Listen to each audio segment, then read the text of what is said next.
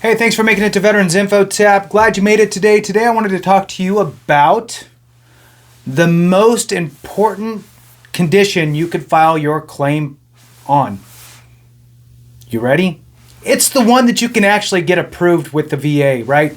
Look, there's no magic behind knowing what condition to file for. Look, if there's 17,000 people filing for this condition and they're getting approved, and you don't have that condition, who cares, right?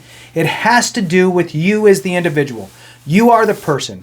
Look at it in the lens of, hey, look, if I have this condition and I feel as though the military either A, caused it, or that it started during my time in service, and it's chronic in nature, right? Meaning that it's an ongoing issue. You can't file a claim for I had a cold once. You can't file a claim for I broke my arm. They put a cast on it. It's 100% good now. There are no adverse effects, no range of motion issues, no problems. You can't file a claim for that. Okay? So it has to be chronic in nature or have residual effects, something ongoing.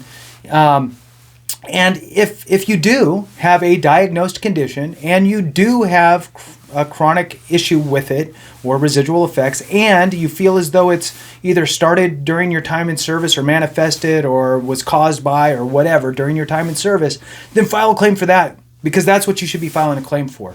And I will tell you right now that everything that you file for, whether it's a 0%, a 10%, a 50%, a 70%, at the end of the day, everyone is equally important to you for a whole host of different reasons, okay?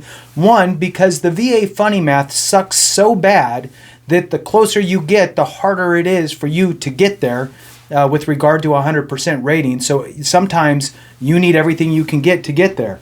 Another reason is, let's say that you have a very low rating for a circulatory issue, and this is based on a true story, and I'll explain this out. So you could have a circulatory issue in your legs, and let's say that's service connected, and they give you a rating for it, and let's say it's 10%, we'll just say. And 10%, big deal, right? That's not a high value claim, should you really go after it, blah, blah. Now, what's going to happen is that, let's say, and now I'll give the example here, why that's important. For dependency indemnity compensation, DIC, which is essentially kind of like a life insurance that's paid out like an annuity on a monthly basis for your surviving spouse, parent, dependent children, whoever's qualifying for it. There needs to be, unless you're 100% rated for 10 years,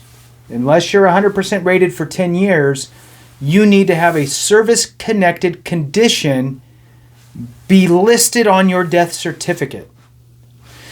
So there's two places on a death certificate that can list the cause of death is one spot, and then the contributing cause to death.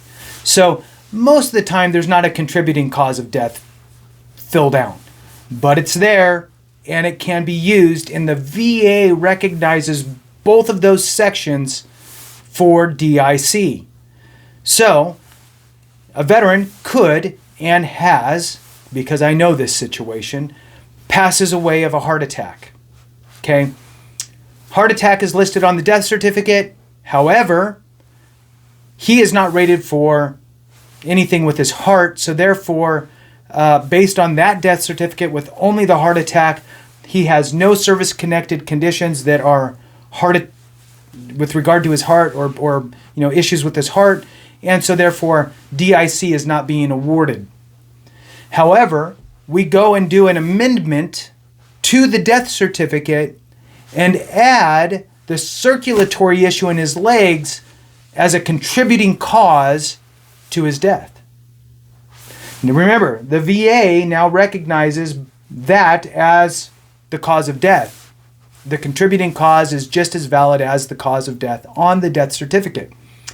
Therefore, we now have a service-connected condition that is listed on the death certificate that contributed to his cause of death, the heart attack, and file that with the VA, and bam, the surviving spouse is now awarded DIC, somewhere in the neighborhood of $1,800 per month, tax-free. So a life-changing move, because that condition got added while he was filing his claims, right? So we added that to the death certificate. So don't leave anything off the table when filing your VA disability compensation claims. If for whatever reason, if you want to stair step it and, file a few claims here, file a few claims there, whatever, that's fine. Do it however you want, but don't leave things off the table. In my opinion, I think that there's more value in having it listed for a bunch of different reasons. Like I said, it can help get you closer to that 100. It can help your surviving spouse or dependents qualify for dependency indemnity compensation. It can be leveraged later for secondary conditions. It could be leveraged later in the event that it gets worse. You can file for an increase. So there's all kinds of different reasons why you should file for all the claims in which you are actually entitled to.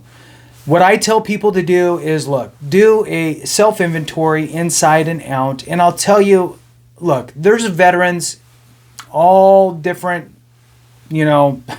situations all the way through, right? So you could be, I just got out yesterday, or you could be, I got out 55 years ago. And the stories and the work that needs to be done is a lot different at the different stages, right? But the reality is that we need to be honest with ourselves and kind of think it through. There's two things that I really kind of hinge on here. One is do that self-inventory inside and out, head to toe. Think about everything that you have going on with you as a person. And if you think that started during your active duty time, or that it was caused by your active duty time, then we need to start exploring how can you get that service connected. Order your service treatment records. Order those service treatment records with an SF 180, Standard Form 180, from National Archives, and they will send you back whatever they have.